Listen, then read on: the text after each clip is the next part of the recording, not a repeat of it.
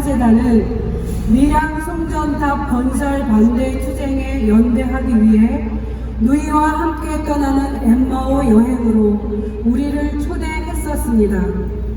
그때 강론을 저에게 부탁하셨는데 저는 수녀에게 강론을 부탁했다고 믿지 않고 이해를 잘못했었어요.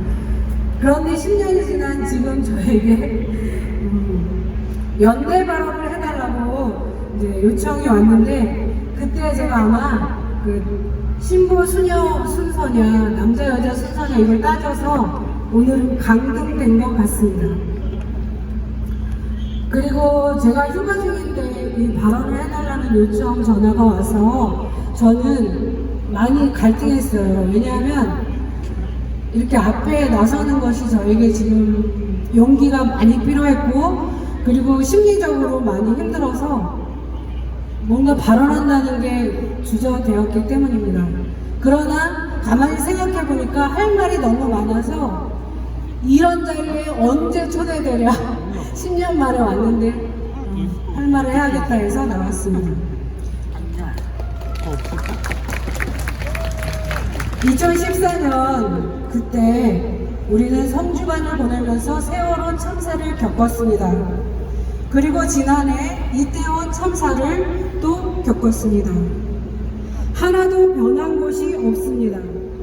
아니, 오히려 악은 나날이 교활하고 잔인하도록 치밀하게 세상을 점령하고 있습니다.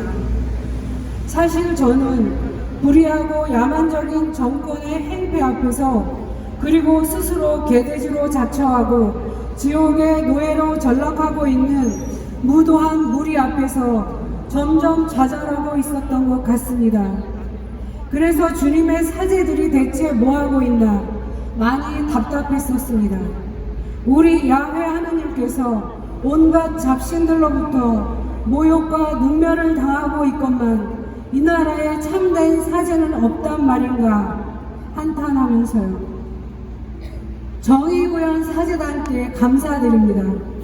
사제단은 나날이 절망하고 좌절하는 저희에게 마치 산소 호흡기 같은 존재입니다. 하늘이 우리에게 정의구현 사제단을 보내주신 것은 하느님의 선물이었습니다. 하느님께 울부짖고 탄원할 공적 전례를 광야에서 봉헌할 수 있도록 이렇게 초대해 주셨으니 말입니다. 둘째, 교회에 대한 유감을 말씀드리고 싶습니다. 성주 소성리로 연대하러 처음 갔던 날, 지붕 없는 곳에서 미사 드리는 것은 전례 정신에 어긋난다고 모 교구 주교께서 미사 봉헌을 금지시켰다는 이야기를 들었습니다. 그날 저희 성가 소비녀의 총장수님께서 제 뒤에 앉아 계시다가 미사 강론 중 그 이야기를 들으시고 전례 정신에 어긋나도 복음 정신에 맞는다 라고 분노를 삭히며 조용히 말씀하셨습니다. 그렇습니다. 과연 누구를 위한 전례입니까? 누구를 위한 미사입니까? 누구를 위한 사제, 누구를 위한 주교입니까? 우리 주님 예수께서 길 위에서 길 잃은 양들과 함께 지내셨는데 화려한 성전에서 금으로 장식된 그릇으로 제사 지내며 향을 피우는 것이 과연 누구를 위한 전례란 말입니까? 아늑하고 안전한 공간에서 기름진 양들을 돌보는 것만이 목자의 일입니까?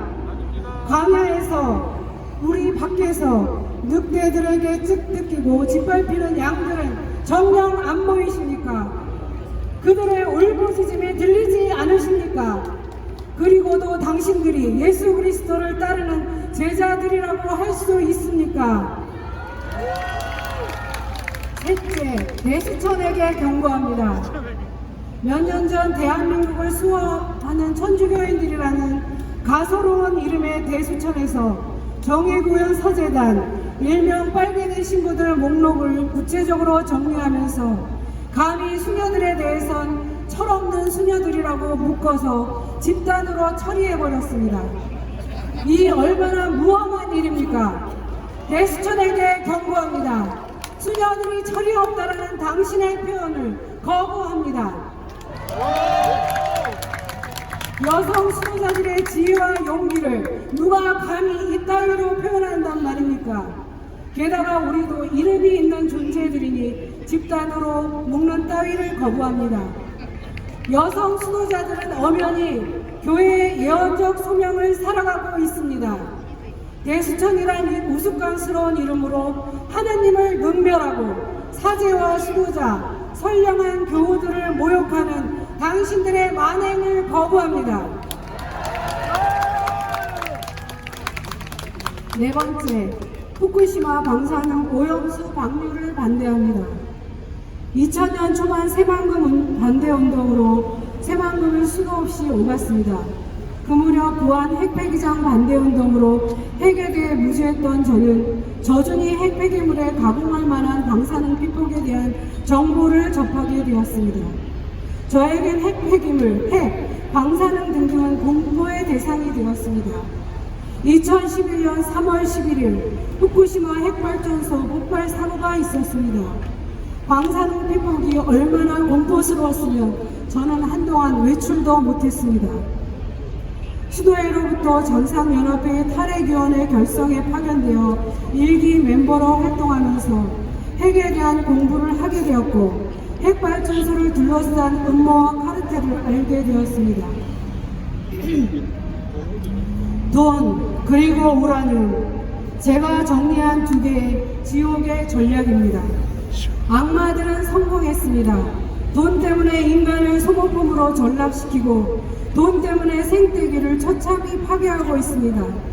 모세가 산에 가 있는 동안 백성들의 입맛에 맞는 황금 송아지를 만들었던 아론처럼 지금 이 시대의 정치인, 학자, 지식인, 특히 언론, 경찰, 검찰, 사법부 할 것 없이 천박한 자본의 비율을 맞추어 움직이고 있습니다. 일본은 후쿠시마 오염수를 방류하였고 앞으로 수십 년을 방류할 계획이라고 합니다. 창조주 하느님께서 창조하신 생명이 인간의 오만과 탐욕으로 속절없이 파헤쳐지고 착취당하며 죽어가고 있는 이 시대에 핵발전소는 인류와 생태계를 멸망으로 몰아가는 최악의 시나리오입니다. 악의 증폭기입니다. 후쿠시마 오염수 방류는 창조주께 대한 도전입니다. 이를 두고만 볼 수는 없습니다. 이 나라 대통령이라고 자처하는 그 자와 그 무리를 용납해서는 안 됩니다. 아하방은 아내 이세벨을 따라 바알신을 숭배하였습니다. 바알신을 숭배하는 자들, 특히 정권에 대하여도 두려움 없이 정면 대결했던 엘리야를 떠올립시다. 오늘 우리가 살고 있는 2023년에도 같은 일이 일어나고 있습니다. 우상 숭배자들, 잡신을 섬기는 미천한 자들에 의해 헤아릴 수 없는 수많은 처참한 사건이 일상으로 일어나고 수많은 생명이 죽어나가고 있습니다. 권력의 홍보자가 되어버린 언론은 결코 약자들의 억울함을 다루지 않습니다. 지금 교회는 이런 현실에서 무엇을 하고 있습니까? 야훼 하나님을 섬기는 사제들이여, 엘리야의 뒤를 따라 온갖 잡신들의 경박한 놀이에 대적하라. 마지막으로 정의구역 사제단에 대한 바람을 말씀드리겠습니다. 개학교를 메고 백성 앞에 서서 나아가라. 야훼 하느님은 가나안의 이교도들의 우상과의 전쟁에서 사제들의 행렬을 앞세우셨습니다. 주님이 앞서가시고 백성들은 뒤를 따라 성령으로 우상들과 싸워 이겨냈습니다. 예리고 성벽을 무너뜨린 이스라엘 백성처럼 사제들이 앞서고 수도자들과 교우들이 따르며 함께하는 연대는 악마 정권을 무너뜨리게 될 것입니다. 남자가 한국에 들었으면 누구라도 배워야 한다는 말이 있습니다. 그러나 여성 지도자들은 그렇지 않습니다. 한 번 칼을 뽑았으면 허접하게 무따위를 베는 일은 없습니다. 적의 심장을 꿰뚫을 때까지 이 길을 갈 것입니다. 길 위에 선 우리는 홀로페르네스의 목을 뺀 유디처럼 이 정권의 악행을 멈추게 하는 그날까지 함께 할 것입니다. 그러니 중간에 지치지 않게 서로 격려하며 우리 끝까지 갑시다. 사제단, 특히 멀리서 달려오신 사제들께 존경과 감사, 사랑과 우정의 마음을 드립니다. 정의구현 사제단의 용기와 헌신에 감사드리며 감사합니다. 멋진 결심 감사합니다. 다시 한번 박수로. 마지막으로 기대위원